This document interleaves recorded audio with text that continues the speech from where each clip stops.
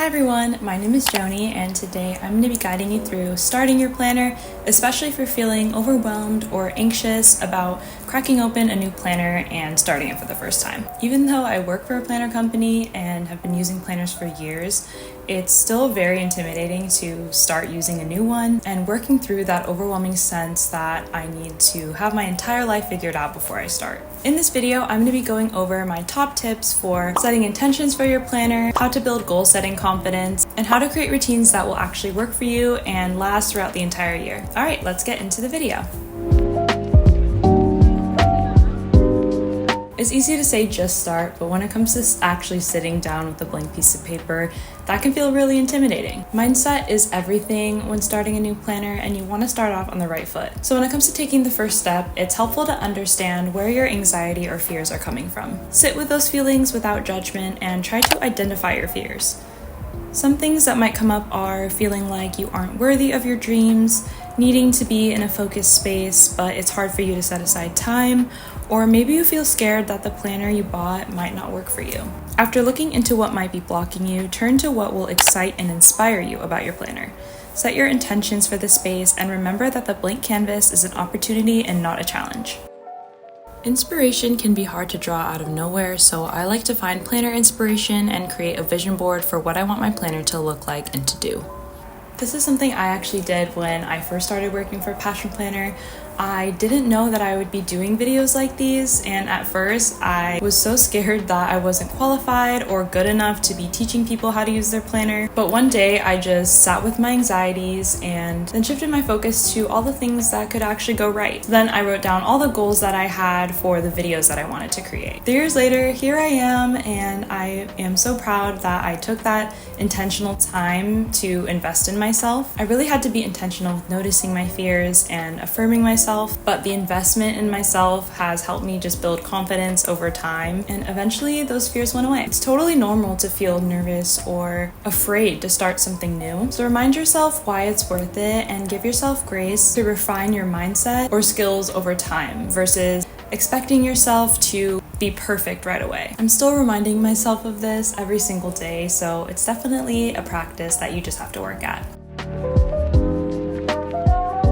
Let's talk about identifying and gaining clarity on your goals. If you're feeling overwhelmed about goal setting, take some time to figure out what you actually need. Are you feeling stressed about all of your goals? Maybe just start with one. Or are you feeling anxious about trying something new? Keep this in mind when setting goal timelines and build in flexibility and grace into your plan. Next thing you're going to want to do is start reflecting on your values. Your values play an important part in figuring out which goals you want to write and which ones you want to prioritize. These serve as guiding priorities that influence your decisions, actions, and overall sense of purpose.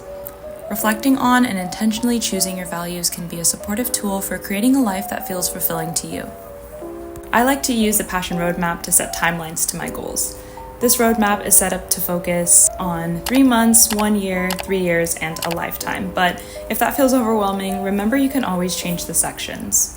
One of my favorite ways to do this is to break the 4 sections into quarters for the year or into different life focuses like finances, self-care, mental health, physical health, or personal growth. Once you're clear on your goals, it's time to make them as achievable as possible. The most important part about writing down your goals is breaking them down into actionable steps. For example, if your goal is to buy a car, what are the steps you need to get there?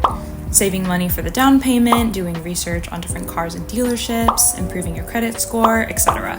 When breaking down your goals, keeping them specific and measurable is how you can create ease for yourself.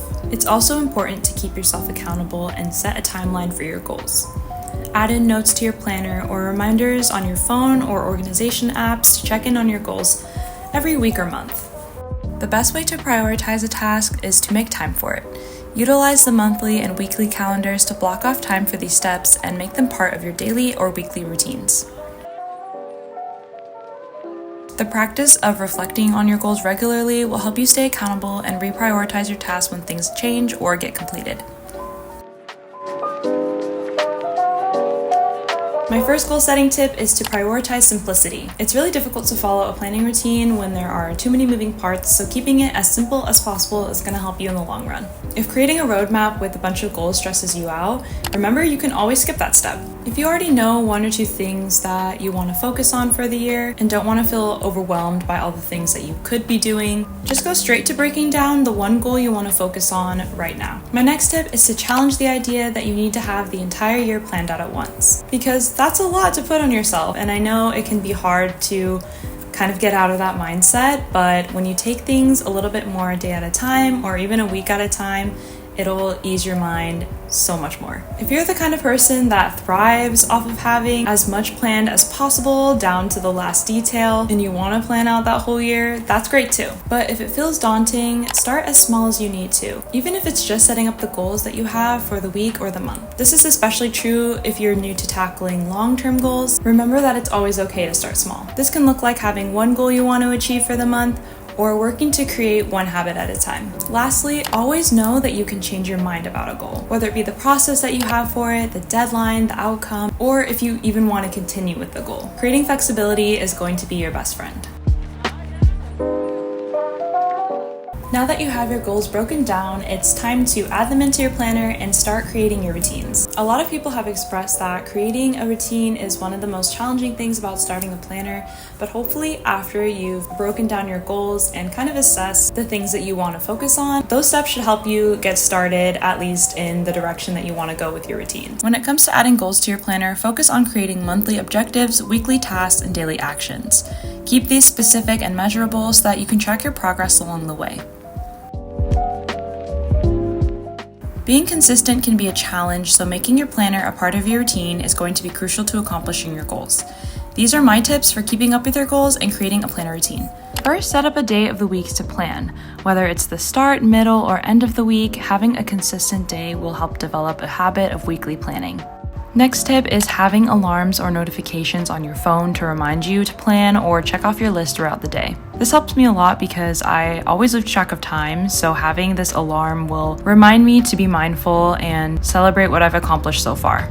Next, make a habit of checking your planner first and last daily. Something I did to make this habit stick was stack it with another one that I already do daily. Another fun way to keep up with your goals is create an experience when it comes to your planner. Set up your space, light a candle, turn on some music or a show. Associating using your planner with things you already enjoy is going to help create space for your planner in your life. And finally, similarly to the last tip, make planning fun.